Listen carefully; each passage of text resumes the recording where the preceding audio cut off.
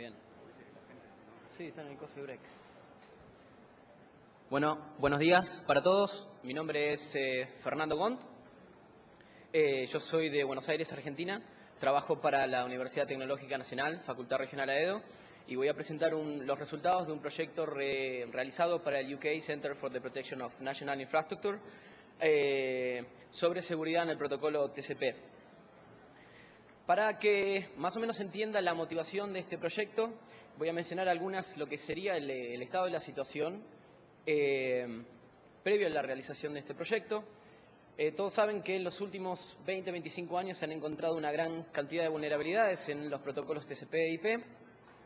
Y si bien ha habido bastante trabajo en el área de seguridad en estos protocolos, en general las contramedidas que se han encontrado siempre han quedado distribuidas en una variedad de documentos y es bastante difícil, o era bastante difícil, poder identificar cuáles de esos documentos estaban proveyendo el consejo adecuado y cuáles estaban recomendando técnicas de mitigación que en realidad o no eran efectivas o bien tenían implicancias negativas en la interoperabilidad de los protocolos. Ajeno a esto, pese a que, como mencionaba, ha habido bastante trabajo en la comunidad de seguridad informática con respecto a seguridad en estos protocolos, en general la IETF nunca adoptó de manera oficial estas contramedidas propuestas. Entonces, se terminó llegando a una situación en la cual se hizo bastante difícil o se convirtió bastante difícil poder realizar una implementación segura de estos protocolos siguiendo las especificaciones de la IETF. En el año 2005, el UK CP&I, que en su momento era NICE, se propuso llenar este vacío. La idea básicamente era realizar una auditoría de seguridad de las especificaciones correspondientes de la IETF y este proyecto no se iba a limitar al análisis de las especificaciones propiamente dichas, sino que también se iba a intentar analizar las implementaciones más populares de los protocolos existentes, así como también diversos papers y documentos que habían en línea con recomendaciones en esta materia. La idea obviamente era producir un documento que llenara este vacío, es decir, que sirviera como complemento a las especificaciones de la IETF y asimismo, en la etapa final, llevar estos resultados a la IETF para que en el caso de que hubiera consenso se modificaran las especificaciones de los protocolos. Como resultado de lo que fue parte de este proyecto, es decir, del análisis de seguridad del protocolo TCP, se publicó en febrero de este año un documento. El título es Security Assessment of the Transmission Control Protocol. Este documento consistió en unas 130 páginas con una gran cantidad de referencias, más de 100 referencias a distintos documentos, sitios y demás. En esta diapositiva pueden encontrar el URL para que quien no haya podido acceder a este documento lo pueda hacer. Y seguidamente a la publicación de este documento por parte de CP&I, nosotros publicamos una versión de este documento para la IETF, de manera tal de que la IETF pasara a discutir las contramedidas propuestas.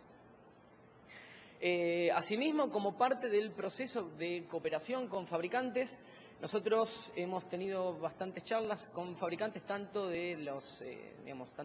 fabricantes comerciales, si se quieren, como en proyectos de tipo open source.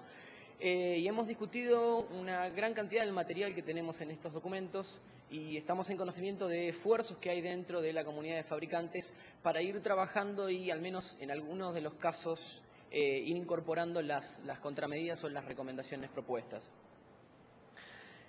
Como mencionaba recién, el documento de seguridad en TCP son unas 130 páginas. Obviamente no vamos a tener tiempo ni para recorrer ni un 15% de lo que sería este documento en estos 20 minutos. Simplemente lo que yo voy a intentar hacer es pasar por, elegir algunos ítems en los cuales nosotros hemos trabajado para que tengan una idea de cuál es el tipo de material que cubre este documento y cuáles fueron algunas de las conclusiones y resultados concretos que hemos obtenido. Uno de los ítems en los cuales trabajamos es lo que se conoce como ofuscación de puertos efímeros o a veces randomización de puertos.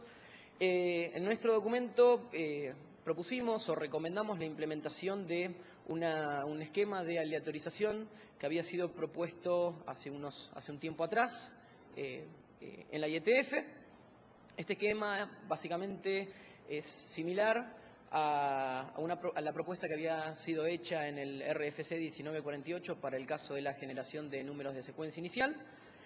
Y asimismo no solo propusimos este esquema, sino que aparte propusimos que se agrande o que se incremente el rango de puertos utilizado para los puertos efímeros o puertos utilizados para conexiones salientes. Bueno, en este área, Linux implementó el esquema de aleatorización propuesto y en el caso de FreeBSD se amplió el rango de puertos efímeros utilizados. Acá es interesante mencionar de que bueno, una de las cuestiones o uno de los problemas a la hora de llevar estas recomendaciones o estas contramedidas a implementaciones reales es justamente de que, digamos, nuestro trabajo no se focalizaba en sí en la implementación de estas cuestiones, sino en las recomendaciones. Entonces, en algunos pocos casos nosotros sí pudimos trabajar en parches para diversos sistemas operativos o bien trabajar de manera conjunta con los desarrolladores de dichos sistemas, pero no fue el objetivo de nuestro proyecto producir código, producir parches para los distintos sistemas operativos. Otra de las áreas en las cuales trabajamos es el área de opciones TCP. Existen más de 30 opciones actualmente, más de 30 números de opción actualmente asignados por IANA. Y parte del trabajo que hicimos nosotros entonces en el área de opciones TCP era identificar a ver cuál de estas opciones eran relevantes para la Internet de hoy en día. Bueno, esta tarea resultó ser bastante ardua.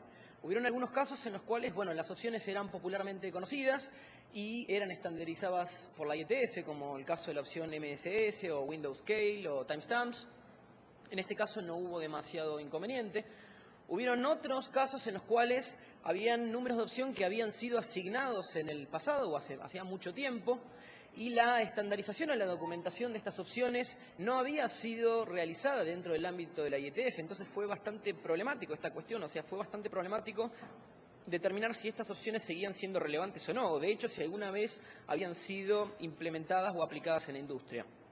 Y por otro lado, encontramos algunas opciones TCP que habían sido estandarizadas fuera de la IETF y pese a que en algunos casos nosotros inicialmente pensábamos que no estaban siendo utilizadas, encontramos que al contrario eran nociones que estaban siendo activamente utilizadas, pero en segmentos muy particulares como puede ser el área aeroespacial. Bien. Acá menciono yo alguna de estas opciones y obviamente en nuestro documento pueden encontrar referencias a toda la documentación o a todo el soporte que pudimos encontrar en lo que respecta a las distintas opciones TCP. Bueno, en el caso de absolutamente todas las opciones, nosotros recomendamos chequeos de sanidad para los valores de estas opciones. En algunos casos, como resultado de estos chequeos que nosotros propusimos, se solucionaron algunas vulnerabilidades que se habían encontrado en el pasado. Por ejemplo, existía el caso de lo que se conocía como el ataque Rose o el ataque Rosa para el caso de la opción MSS, que si bien se había discutido así una cantidad de años, por ahí año 2001, 2003, nunca se había encontrado, nunca se había discutido la manera de mitigar ese ataque. Menciono acá el caso de una opción en particular, que es la opción TCP Timestamps. Esta opción o este grupo de opciones se utiliza básicamente para medir lo que se conoce como el round trip time de una conexión, el tiempo de ida y vuelta, y para protegerse contra números de secuencia solapados, o lo que se conoce a veces con el acrónimo de POS. Básicamente, de manera similar a lo que sucede con casi cualquiera de los parámetros o cualquiera de los campos de estos protocolos TCP/IP, en el caso de que los valores utilizados para las distintas opciones sean predecibles, esto abre la puerta a una variedad de ataques que pueden ser realizados. Entonces, en tal sentido, lo que nosotros hicimos fue proponer un esquema para que se seleccionen los valores a incluir en las opciones timestamps, de manera tal de que los mismos no fueran predecibles. En este área no solo se ganó, no solo se tuvo una mejora en aspectos de seguridad, sino que como resultado del esquema propuesto logramos nosotros también mejoras en el área de interoperabilidad. Básicamente logramos solucionar en aquellas implementaciones, obviamente, que utilizaron o decidieron incorporar estas recomendaciones que nosotros hicimos, solucionar el problema de fallos de intento de conexión cuando existen colisiones de lo que se conoce como Connection IDs, es decir, cuando alguien intenta realizar una nueva conexión y el grupo de valores de direcciones IP y números de puertos ya estaban siendo utilizados por alguna otra conexión. En este área de particular, de las recomendaciones que hicimos en el área de timestamps, las recomendaciones realizadas van a ser incluidas en la revisión del estándar correspondiente, que es el RFC 1323. Actualmente el TCPM Working Group de la IETF está trabajando en una revisión de este estándar y bueno, nosotros publicamos estas recomendaciones y el plan actual es de que las mismas sean incorporadas en la revisión del estándar, ya sea como parte exactamente del mismo documento o como una segunda opción, incorporarlo como estándar, pero en un documento adicional. Asimismo, las recomendaciones realizadas en el área de timestamps han sido implementadas en el sistema operativo Linux. Bueno, otra de las áreas en las cuales trabajamos es el área de detección remota de sistemas operativos por fingerprinting de la pila TCP/IP.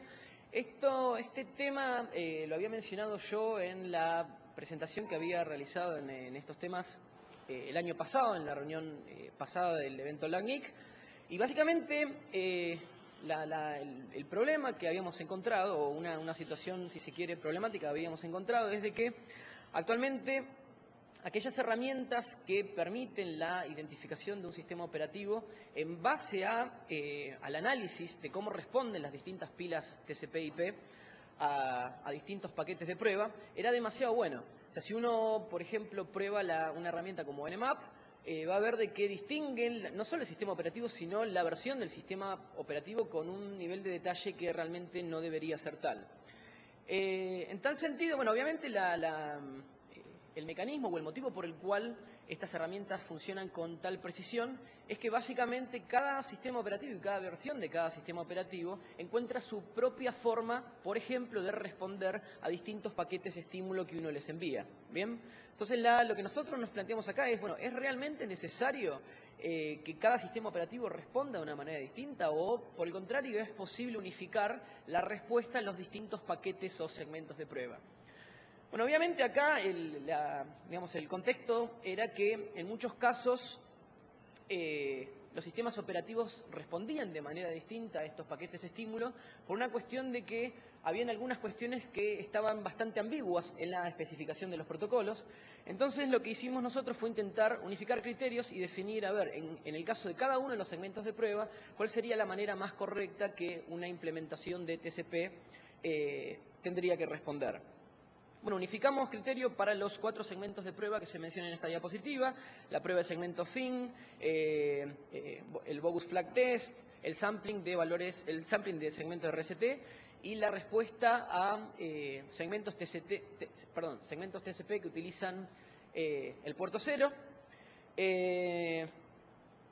Y como un área involucrada con la detección remota de sistemas operativos que hemos dejado pendiente para una futura publicación o una futura revisión del documento, es unificar criterios en lo que hace al uso y framing de las distintas opciones TCP. O sea, básicamente la cuestión acá es simple: distintos sistemas operativos y distintas versiones de los sistemas operativos utilizan o habilitan distintas opciones TCP, e incluso en aquellos casos en los cuales, por ejemplo, 2 sistemas operativos eligen utilizar las mismas opciones, el orden en el cual las utilizan, el orden en el cual las incluyen en los segmentos TCP es distinto. Esto lleva, obviamente, o esto posibilita que herramientas como Nmap puedan diferenciar entre distintos sistemas operativos.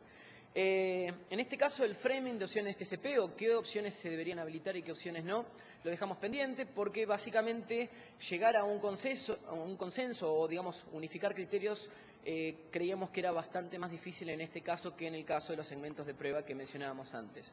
Por último, en lo que hace a la implementación de estas recomendaciones, hasta la última vez que yo había chequeado no había sido empezado a incorporar esto en implementaciones reales. O sea, el plan obviamente era, por ejemplo, que nosotros empezáramos a producir parches y enviarlos a los sistemas operativos correspondientes, pero bueno, obviamente por cuestiones de tiempo y trabajos en otros proyectos, esto no se pudo hacer.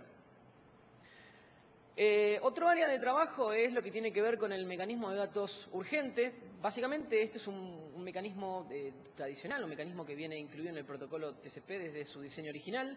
Se utiliza para marcar un punto dentro del stream de datos, dentro del flujo de datos, un punto que supone ser interesante. En general lo que se asume es de que el receptor de los datos va a saltar automáticamente a ese punto en el cual se marcó la información. Bueno, realizando pruebas con distintas implementaciones, encontramos una gran cantidad de inconsistencias, por un lado entre lo que son las propias especificaciones y lo que son las implementaciones reales, pero incluso dentro de las implementaciones en sí, lo cual es bastante grave. O sea, en muchos casos a veces uno encuentra de que se difiere entre lo que dicen las especificaciones y lo que hacen las implementaciones, pero muchas veces o en general las implementaciones concuerdan entre sí. Bueno, no es el caso con este mecanismo. Las implicancias de esto son, por ejemplo, que este mecanismo se podría utilizar para evasión de sistema de detección de intrusos en red y para la realización de ataques de denegación de servicio. Nosotros llevamos esta propuesta a la IETF, incluso no solo como parte de ese Internet Draft que publicamos, no solo como parte de esa versión para la IETF de nuestro documento, sino que publicamos un extracto de este documento grande, es decir, un único Internet Draft que incluía las recomendaciones sobre este mecanismo de datos urgentes. Este documento fue aceptado por la IETF en la última reunión que había sido en marzo, así que se espera que los estándares correspondientes se modifiquen. Aproximadamente la fecha planeada es para enero del 2010.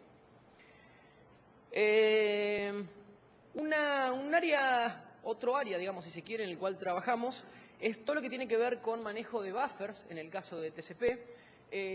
Yo lo que hice en esta diapositiva fue copiar un anuncio que había sido publicado en algunos medios de divulgación, así de materia de seguridad informática. Seguramente todos los que sigan el área de seguridad, en particular el área de seguridad en protocolos de comunicaciones, TCP, debe haber escuchado que durante el año pasado había recibido bastante prensa unas supuestas nuevas vulnerabilidades que había encontrado una empresa sueca. Recibieron mucha prensa, sin embargo, yo creo que en la gran mayoría de los casos nadie terminó sabiendo de qué eran esas vulnerabilidades, a quién afectaban, a quiénes no, si los fabricantes estaban haciendo algo o qué. Bueno, en resumen, en líneas generales, estas vulnerabilidades son básicamente los ataques Nafta y Netkill, que habían sido publicados hace una cantidad de años atrás. No es cierto que sean fallos en sí en el protocolo TCP en particular, sino que tienen que ver en algunos casos con errores de implementación de los protocolos y en otros casos con, por ejemplo, fallos a la hora de chequear o imponer límites, por ejemplo, en cuánta memoria se asigna para las diversas conexiones TCP. CPNI trabajó en este área en conjunto con el CERT de Finlandia. Nosotros lo que hicimos fue brindar asesoramiento en lo que hace a las contramedidas, es decir, esta gente de esta empresa sueca básicamente había proporcionado una herramienta de ataque y una descripción de los ataques, pero ellos no habían no habían proporcionado contramedidas. Nosotros lo que hicimos fue trabajar y asesorar a los fabricantes justamente en el área de contramedidas. Bueno, obviamente la descripción de estas vulnerabilidades y contramedidas obviamente también las pueden encontrar en el documento sobre seguridad en TCP que mencionaba antes. Como siguientes pasos, es decir, este proyecto no terminó acá, sino que hay algunas tareas que todavía nos quedan pendientes. Uno de ellos es ver qué hacer dentro del ámbito de la IETF. Como mencionaba antes, nosotros publicamos una versión para la IETF de este documento. Actualmente, qué hacer con este documento se encuentra en discusión. Entre las opciones posibles es de que el documento sea adoptado por el OPSEC Working Group para su publicación en el track de Informational. Es decir, estrictamente hablando, no se modificarían los estándares. Otra opción sería que sea adoptado por el TCP/IP Working Group. En tal caso se asume o se supone que sí se modificarían los estándares. Y la tercera opción, que digamos, dadas las cosas a veces como se manejan dentro de la IETF, sería igualmente probable que la IETF termine haciendo nada en este área. Yo recomiendo o pido, si se quiere, que quienes estén interesados o que trabajen en este área se involucren en el proceso de decisión. Yo he encontrado mucha gente trabajando en el área de seguridad de protocolos, pero no así dentro de la IETF, que siempre dice, bueno, este trabajo siempre tendría que haberse hecho hace 20 años, y nunca se había hecho. Bueno, el trabajo está hecho ahora, se está discutiendo y, bueno, en el caso de que no tengan no se involucren activamente en el proceso de decisión, desde el punto de vista de la actividad en la IETF puede que el trabajo haya sido en vano. Obviamente, nosotros pensamos publicar una revisión de este documento probablemente el año que viene, y en lo que hace a la versión de la IETF de este documento, lo pensamos hacer en el corto plazo, así que cualquier tipo de sugerencia o recomendación técnica que tengan sobre el documento será más que bienvenida. Como conclusiones, yendo muy rápido, usualmente se asume que en todo lo que es el área de seguridad en los protocolos, lo que a veces se denominan protocolos core de Internet, está todo dicho. O sea, todo el mundo asume que cuando se habla de seguridad en TCP o IP, o sea, todo es viejo, no hay nada nuevo porque los protocolos vienen dando vuelta hace como 30 años y ya está. Sin embargo, si ustedes se ponen a seguir todas las vulnerabilidades que se han ido encontrando, no solo en los últimos 25 o 30 años, sino en los últimos 4 o 5 años también, van a ver que esto no es así. Sin ir más lejos, esas vulnerabilidades anunciadas por esta empresa sueca, si bien no eran nuevas, sí en muchos casos seguían afectando a fabricantes. El documento lo publicamos, los fabricantes lo revisaron. Estamos en conocimiento de que en el caso de algunos fabricantes en particular, algunos fabricantes grandes de router, están teniendo un trabajo activo sobre este material, pero todavía no han habido resultados concretos. En el área de proyectos de open source la cosa viene un poquito mejor y creo que se van a ver resultados de manera más pronta. Bueno, en las presentaciones pasadas que yo había hecho en el evento de seguridad de LACNIC, había hecho una muy breve mención sobre lo que era actividad latinoamericana en la IETF. Esto, si bien es un poco al margen, es bastante relacionado con el trabajo hecho acá. Esto es comentario obviamente es bastante irónico, hubo un incremento en porcentaje bastante grande, pero la cantidad de participantes activos, es decir, con publicaciones en la IETF, es poca.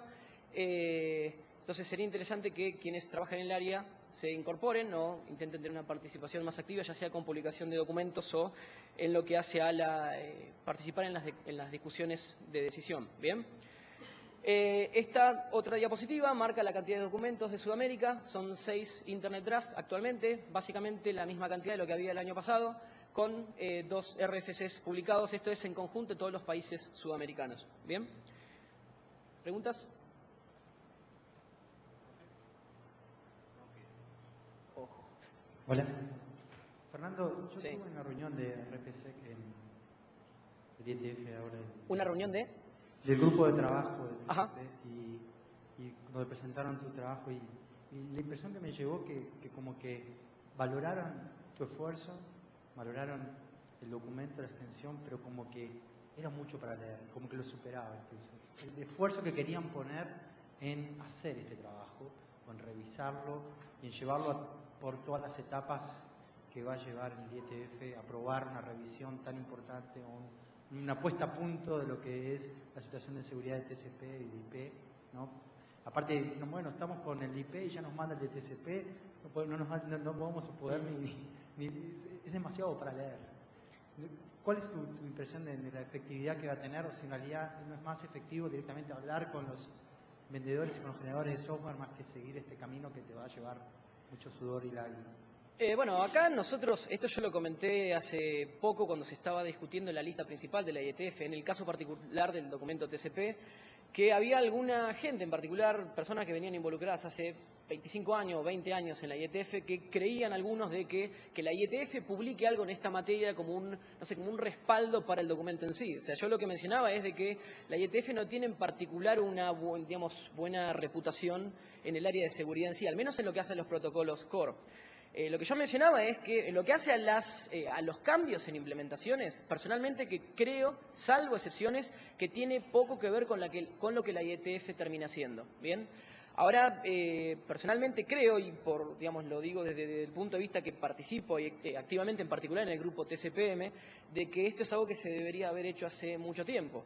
Si bien es un montón de trabajo el que requiere la revisión, creo que si este proyecto tardó en hacerse, como muchos argumentan, como 20 años, creo que es hora de, aprovechar el esfuerzo hecho y trabajar en el mismo. Como otro comentario es de que, generalmente hablando, cuando uno lleva una propuesta a la IETF, en general son casos donde uno publica una versión inicial de un documento que todavía no ha sido muy pulida. Bueno, este documento Nosotros hemos trabajado en este documento aproximadamente unos 2 años. Si chequean los acknowledgements del documento en cuestión, tienen la revisión o el reconocimiento a unos 9 revisores, 10 revisores, en muchos casos personas que han estado involucradas con el desarrollo de los estándares de este propio protocolo. Personalmente creo yo de que el freno más importante que hay para que esta propuesta o este esfuerzo termine funcionando en la IETF, no sé si tiene que ver en sí con el esfuerzo, sino más bien con una cuestión política, de actitud, en particular de que en el caso del protocolo TCP la actitud es un poco como que hay un grupo, o supone haber un grupo muy selecto, muy reducido de participantes a los que se les permite hacer modificaciones en los protocolos, y en el caso de que uno no esté dentro de ese grupo, la cosa cuesta 3 veces más. Nosotros, lo hicimos, la idea de llevar este documento a la IETF fue de algún modo intentando mostrar de que el documento no se publicó a modo de crítica necesariamente a lo que hace la IETF, sino que lo publicamos, CPNI lo publicó directamente porque si lo mandábamos a la IETF para que en algún momento lo termine publicando de manera oficial, tranquilamente podía haber llevado como un mínimo de 5 años, probablemente 10 años tranquilamente podría llevar. O sea, actualmente yo tengo documentos de 20, 30 páginas que han llevado 5 años. Si uno extrapolara por la cantidad de páginas, tranquilamente podría llevar 10 años o algo así. Y otra cuestión, esto es en el caso de TCP, pero relacionado con lo que vos preguntás en el caso de IP, que es el otro documento que vendría después, a veces hay muchas personas dentro de la IETF que tienen la actitud de, bueno, ¿por qué vamos a hacer recomendaciones o modificaciones en el caso de IP?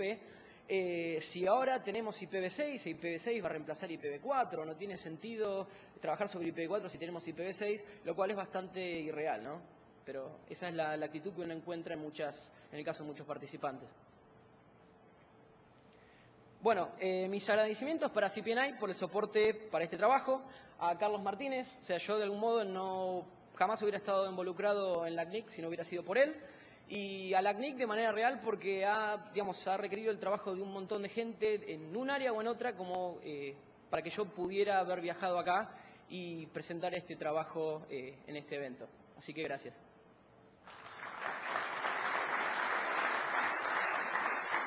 Muchas gracias, Fernando. Le reconocemos a Fernando el ser el pionero de Latinoamérica en el IETF en temas particularmente duros como es seguridad a nivel de protocolo.